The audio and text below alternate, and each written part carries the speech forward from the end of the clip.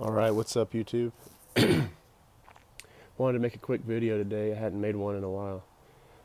Kind of got burned out on them, and I sold a few that I meant to have on video that I didn't get on video. But trying to make a few more, get back on track, get a better setup going. But video today is, as you know, of the 940. Wanted to get one so I could see what it was all about. And I'm going to try to keep this video short because there's like 1,000 videos already on this knife, but I just wanted to get it on the channel. So yeah, basically I'm probably just going to be echoing things you've already heard about this knife, but just in case this is the first video you've seen of the 940, I'll just go over a few things. I am a little sick too, if you're wondering why my voice sounds like that. But I'm not going to do any of the specs. I'll put all the specs in the description if you want to know, but this is roughly about 3.5 inch blade, I believe. But give you a good look at it here. The handles are aluminum, a green anodized aluminum. The blade is S30V. They call this blade shape a reverse Tanto blade shape. You can see there it says S30V. But yeah, what to say? It's very. The good things about this knife is that it's very lightweight. So when you're carrying it, I've carried it for this past week, and you really don't notice that you're carrying a knife. And when you do go to use it, it's a big enough knife to where you can get a lot of use out of it. Like, this is a large, pretty long blade. I think I should have looked at the weight on this before I started the video. I want to say it's like under 3, maybe 2.9. I might be wrong, but it's lightweight, and you know, that's one of the positives about it. Let's see. The one I got has this new parkerized or black oxide, whatever you want to call it, pocket clip on it. They used to only come with painted clips, and then you'd have to call and you can get you know, a black oxide clip that was either a split arrow clip or the regular one. There are other black oxide clips in the past. They used to say USA under them, but I found out that they're actually sending these out now with a black oxide clip that just say Benchmade on them, like this one does. Another plus is I got this one from a local gun shop where I live for only $169, which is a pretty good deal, because most of the time these are more expensive in person than they are online, which is cool. I know my academy had it for way more. I think it was over 182, I believe. So yeah, I got a good deal on it, and I was really excited because I didn't have to order another clip for it. Let's see what else. You probably noticed this pretty cool back spacer here is a anodized titanium, which is pretty cool. Might not be everyone's thing, but kind of reminds me of like the Joker, or like I don't know, like what's that? The character on Spider-Man, the Green Goblin. I don't know. I don't know if he had purple on him or not, but that's what I think of when I see those colors together. So yeah, it's lightweight. It's got the axis lock, so it's super easy to, you know, deploy. If you have an on from Chris Reeve, you know how you open it with the thumb stud being so close to the handle. It's like that, but about 10 times easier to open than Omnumzon. So yeah, you can open it normal. You can flick it out like that. You know, axis lock. You can open it just with the lock itself. So that's all good to go. Oh yeah, and the design of this knife is an Osborne design. I think his name is Warren Osborne. I think he passed away now, and this is one of Benchmade's, best sellers for a long time, I believe. And I can see why. It's great. I love the green color. I'm actually a fan of aluminum, but I don't have that many aluminum handled knives except for some Kershaws. But I was trying to think of some downsides for this, just to have something different in my video.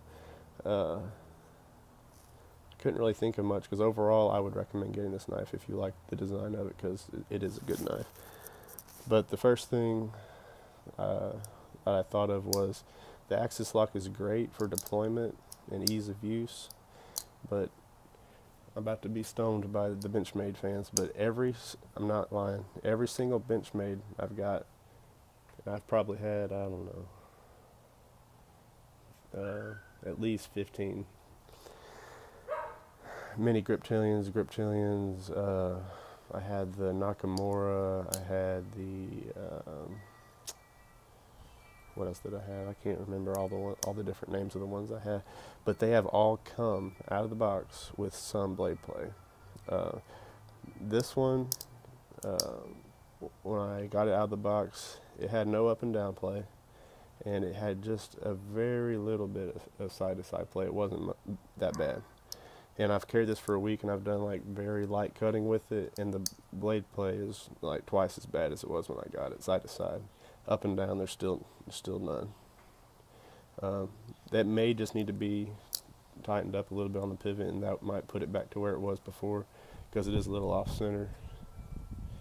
So if I tighten that back up, it might move it over and fix it.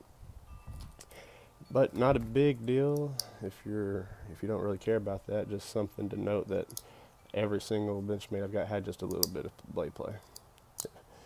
Let's see what else. Oh yeah, if you're one of those people that want to keep your knife looking good, this knife will not hide wear very well. This is only a week old, and I haven't done much with it, so it looks pretty good still. But you'll see pictures of old 940s, and this green, whatever it is, I don't know if it was some kind of bead blasted finish they put on this, because it has kind of a texture to it when you first get it. But anyway, that'll wear off. It wears off easy. I'm going to try to show you something here.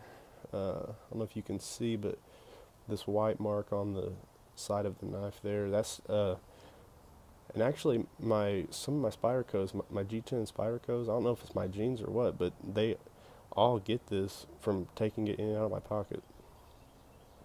And apparently it did it to this knife too. I don't know why, but that's just when it's in the pocket, this side here, I'm taking it in and out, it just rubs right there, and I get this white little scuff mark on it. Happens in my other knives too. But yeah, so that's another thing, this green will wear off, but I think it looks cool when it wears off. I like the worn look of these, but that's just something to note. It's not really a downside. The only other thing I could think of that might be a downside for this knife is the price is kind of high, I think personally, for a knife with an S30V steel and aluminum handles. But I guess you are paying for the Benchmade name, but you can get a Kershaw with aluminum handles, like $30. And there's a lot of cheaper knives that have S30V steel, so if you're wanting to looking just for a knife with S30V steel, there's a lot of other knives that you can get this steel in. A lot of cheaper Spydercos. You can get a paramilitary 2 with S30V for about, I don't know, $60 cheaper. So the price point's kind of high, but they can probably keep that price because it's, the design's so awesome and it's their best seller. So can't hate on them too much for that. Let's see what else. It does have, as far as downsides go, that's pretty much the only ones I could think of. The ergos are good. The inside here is a little sharp. Not much. I mean, it's almost not even worth mentioning, but inside the handles is a little bit, sometimes you can feel it. It's not a lot of jimping at the top. That could be a downside if you like that. There's none on the spine and just a little bit here, and same thing down there at the little finger choil. So yeah, that's about it for downsides that I could think of. It's got some nested steel liners in there. They're not full liners, so it keeps the weight down. It does got the bronze washers. I don't know if you can see that or not. I don't think I have good lighting out here right now. But yeah, overall, a really cool knife. You know, I give it 10 out of 10, you know, personally, you know, other than the price. But if you can find a good deal on one, I say, you know, if you like the design, pick it up. I'll do just a quick size comparison, I guess, before I go. This is what I'm carrying today, my all-time favorite. Small Sabenza here. Let's see if I can get them lined up. So I forget the weight on the Sabenza, but it is definitely heavier, and you're getting, you know, a longer handle and longer blade and less weight. So that could be a, you know, plus for you. We'll eventually do a review on this. I'm not ever probably going to have another knife that I like better than this, but I just haven't done a video on it yet. But alright, well that's pretty much it, guys. Thanks for watching. Comment if you have any questions, and I saw that I am starting to get close to 100 subscribers, so when I do get 100 subscribers, I am going to do a giveaway of some kind, probably a knife. So alright, well y'all have a good one.